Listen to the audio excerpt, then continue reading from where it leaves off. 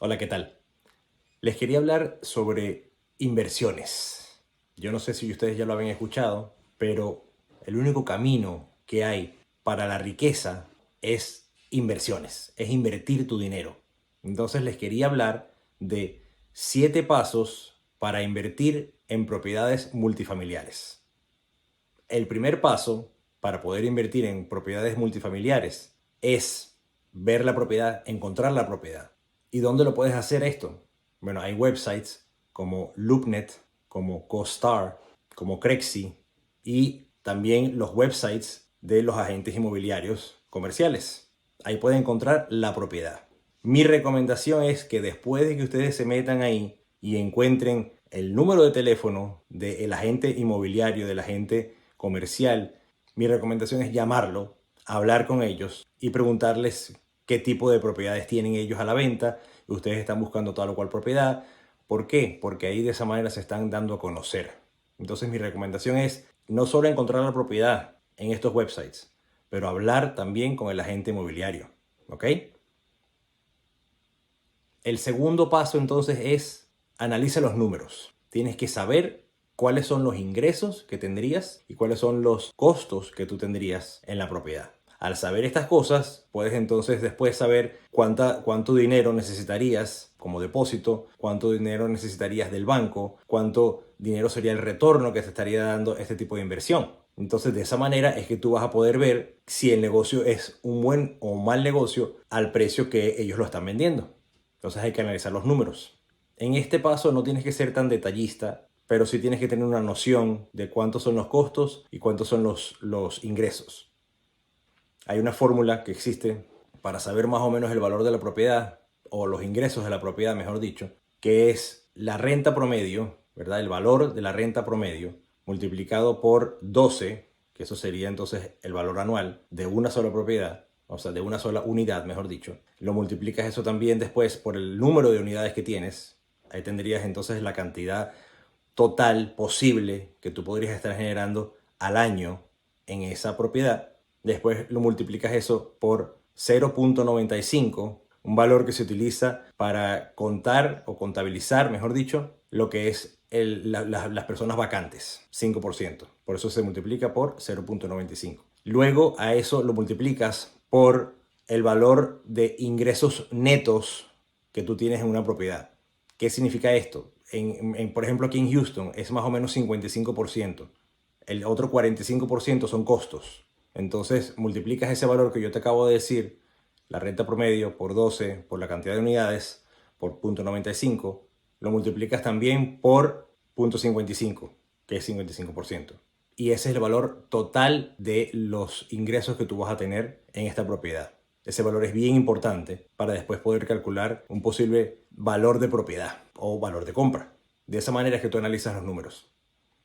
El tercer punto, entonces, ahora es, después de que hayas analizado la propiedad, que hayas visto que te parece que es un buen negocio, es negociar con el agente comercial, con el agente de bienes raíces, que es el que está vendiendo la propiedad. Ahí, para negociar con él, tienes que mostrarte interesado. De nada sirve que le digas, el techo está feo, o hay que pintarla, o esto es lo que tiene malo, y esto es otra cosa mala. Al contrario, tienes que ser positivo. Tienes que decirle, mira, me encanta la propiedad. Tú le tienes que preguntar al broker, al agente inmobiliario, le tienes que preguntar, fulano, ¿cuánto es más o menos el precio de venta? Entonces le preguntas y de esa manera vas a tener una idea. Entonces de eso se trata, de ir negociando con el agente inmobiliario. ¿Ok? Ese es el tercer paso. Llegamos a la parte de, ya tenemos entonces el posible negocio, lo tenemos asignado a nosotros sobre otros compradores, posibles compradores. Nos eligieron a nosotros como posibles compradores. Ahorita entonces llega el punto de levantar capital. ¿Levantar capital qué significa? Tenemos que hablar con el banco, son bancos comerciales. Tenemos que hablar, entonces el banco te va a dar normalmente 75% del valor de compra. Entonces el otro 25% lo tienes que proveer tú de tu bolsillo, o lo puedes también proveer con gente, amigos tuyos, familiares, gente que trabaja contigo, gente de negocios.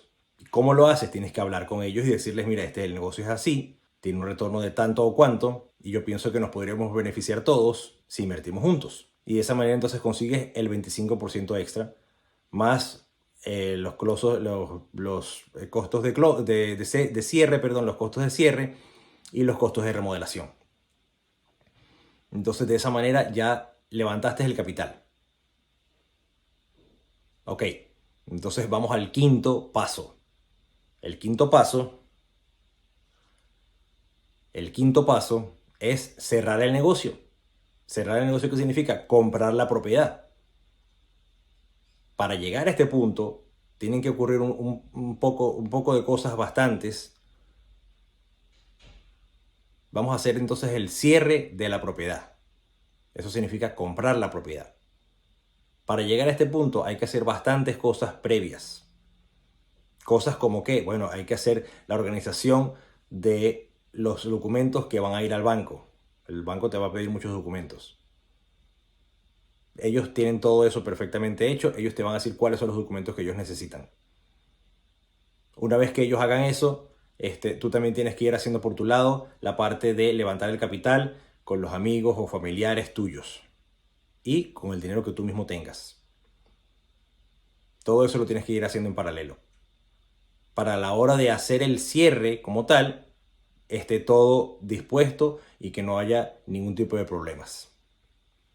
También se tiene que ir hablando con la compañía de títulos o con el abogado que va a hacer el cierre para que esta parte también esté toda cubierta y no haya sorpresas a la hora de hacer el cierre también. De la misma manera, también tienes que hablar con el vendedor, que esto se hace, por supuesto, a través de el agente inmobiliario, que es el que está en contacto directo con el vendedor, para saber en realidad cuáles son las rentas que han tenido mensualmente por el último año, los costos, los ingresos que han tenido en este último año, los costos del seguro, los costos del el impuesto a la propiedad, todas esas cosas. Porque ahí es cuando te vas a meter entonces en realidad en el análisis profundo de los números. Y una vez que eso se haga, es que puedes ir al cierre. Entonces, vamos al sexto paso. Podríamos pensar que ya se acabó todo a la hora de comprar la propiedad, pero no. En realidad aquí es que empieza la parte de uno como inversionista. A partir de ahí es que uno tiene que estabilizar la propiedad. Y ese es el sexto punto. Hay que estabilizar la propiedad. Estabilizar la propiedad significa hay que sacar a los inquilinos que no están pagando o que están pagando mal, o las personas que después de que tú les quieres subir la renta no quieren renovar. Entonces esas personas se tienen que ir, dan espacio entonces para que tú puedas remodelar esa unidad o haya que hacerse el trabajo que haya que hacerse. Si es pintar o si es cambiar algunas cosas, cambiarlas, ¿no? Hay que hacerle ese trabajo a cada una de esas unidades que ya no tengan inquilino en ese momento, para después entonces meter a un inquilino que esté pagando más, que esté pagando el precio de renta del mercado. Y así es que vas estabilizando la propiedad. Esto es un proceso que puede tardar varios meses o varios años inclusive. Pero después de que estabilices la propiedad, es que entonces podemos seguir en el proceso de valorización del negocio. Ahí pasamos entonces al séptimo paso de invertir en multifamiliares. El séptimo paso entonces es o vender la propiedad o refinanciar la propiedad.